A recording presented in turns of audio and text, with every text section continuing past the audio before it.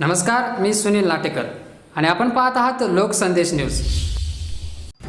महाराष्ट्रात पूर परिस्थिती निर्माण झाल्यास सरकार झोकून देऊन काम करेल असा विश्वास जलसंपदा मंत्री जयंत पाटील यांनी व्यक्त केला आहे।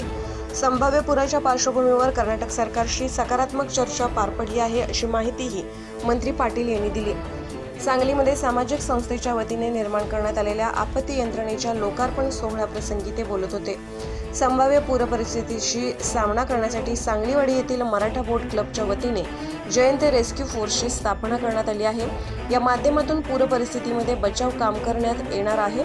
या पथकाचा लोकार्पण सोहळा जलसंपदा मंत्री जयंत पाटील यांच्या हस्ते आज पार पडला।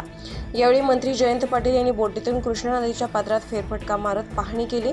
यावेळी बोलताना मंत्री जयंत पाटील म्हणाले, महाराष्ट्रामध्ये पूर येतो त्याचा फटका सांगली, कोल्हापूर, साताऱ्याबरोबर कर्नाटक राज्यालाही बसतो। त्यामुळे याबाबत दोन्ही राज्याचा समन्वय असावा यासाठी बैठक घेतली। कर्नाटक राज्याने चांगला प्रतिसाद दिला आहे। त्याचबरोबर गेल्या वर्षी पूर कसा कमी येईल याबाबत दोन्ही राज्यांनी समन्वय ठेवून प्रयत्न केला आणि आता महाराष्ट्र सरकारने यामध्ये आणखी सुधारणा करत धरण क्षेत्रात आधुनिक पर्जन्यमापक यंत्रणा कार्यान्वित केली आहे, ज्यामुळे धरणात किती पाणी असेल, नदीपात्रात किती पाणी असेल याचा अचूक अंदाज येईल। त्याचबरोबर जलसंपदा विभागाच्या वतीने नदीकाठच्या प्रत्येक गावांना त्याची पातळी वाढल्यास पाणी कुठेपर्यंत येऊ शकेल याचे नकाशे दिले आहेत। तसेच कोणतेही संकटे आले तर हे सरकार झोकून देऊन काम करेल असा विश्वास मंत्री पाटील यांनी व्यक्त केला आहे। काय वाटतं त्या चर्चेसंदर्भात? नाही, महाराष्ट्रात पूर येतो आणि त्याचा फटका या साताऱ्याचा काही भाग आणि विशेषतः कोल्हापूर आणि सांगलीच्या भागाला मिळतो। पलीकडं देखील कर्नाटकात याचा फटका बसतो।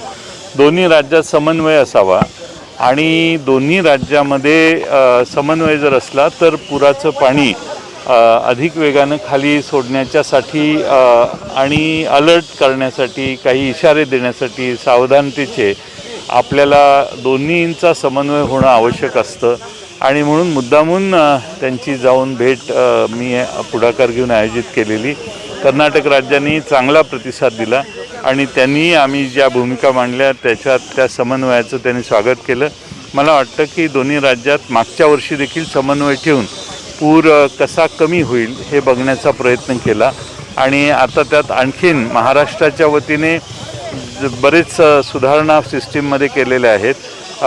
पावसाचं पडणारं पाणी धरणाच्या क्षेत्राच्या आधी आणि नंतर जे आहे ते मोजण्याची एक आपण व्यवस्था तयार केलेली आहे। 200-250 पावणे 300 ठिकाणी हे स्पॉट्स आहेत। त्यामुळे आपल्याला नदीत किती पाणी येणार आणि पाण्याची पातळी किती होणार याचा साधारण अंदाज काढता येतो। आजही महाराष्ट्राच्या जलसंपदा विभागाने या नदीच्या काठच्या प्रत्येक गावाला किती फुटावर किती पाण्याची पातळी होईल याचे नकाशे दिलेले आहेत। आत्ताच सांगली महापालिकेने एक नकाशे तसे प्रत्येक फुटाचे नकाशे प्रकाशित केलेले आहेत।